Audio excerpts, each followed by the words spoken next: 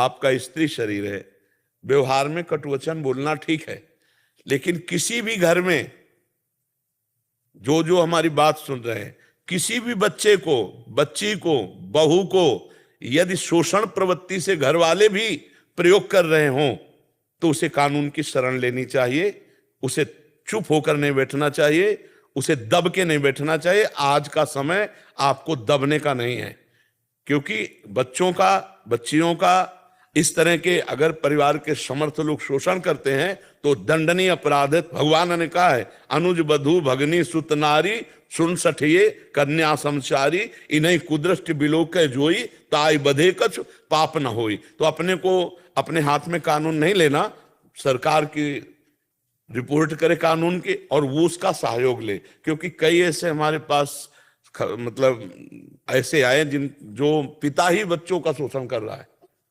परिवार के निजी जन ही मतलब गलत आचरण कर रहे हैं, अपने बच्चे, अपने परिवार की जो बधू हैं, अब वो हर तरह से सोच विचार करके दबी हुई, अब उनको एक जगह मिली कि हम अपनी बात कह सकते हैं, तो सबको हटा करके यहाँ कई बार ऐसी बात आई, तब मुझे ज्ञान हुआ कि नहीं तो ये तो ऐसा लगता है कि पिता अपने बच्चे से कैसे कह सकता है, गलत काम कैसे कर सकता है, अपना बच्चा है यार, अपना बच्चा है, उसके साथ कैसे आप उतर सकते हैं गंदे आचरण के लिए।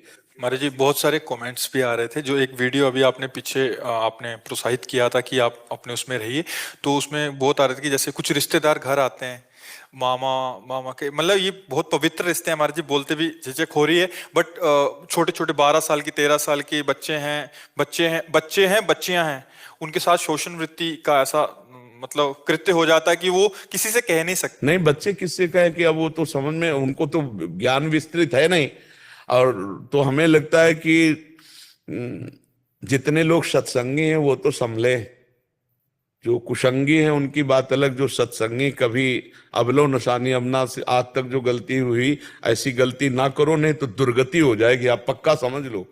तो कभी भी ऐसा कोई अपराध जनित कार्य ना करो, आप सब सत्संगी हो। भगवान ने यदि पाणिग्रहण संस्कार करके धर्म पत्नी दी है तो धर्म से काम का जो उपभोग किया जाता है वो भगवान का ही स्वरूप होता है, अधर्म का काम नरक पहुंचाने का। और फिर इन छोटे छोटे बच्चों का शोषण करना है तो बहुत बड़ी, और ये बहुत बड़ी गंदगी फैल रही है, क्योंकि भजन है नहीं, सत्संग सुनना नहीं, धर्म शास्त्रों को पढ़ना नहीं, तो उनको भय नहीं लग रहा कि पाप है। भैया हमारे पूर्वज लोग जब बेटी का ब्याह करते थे तो उसके घर में पानी नहीं पीते थे, आप लोगों को पता होगा।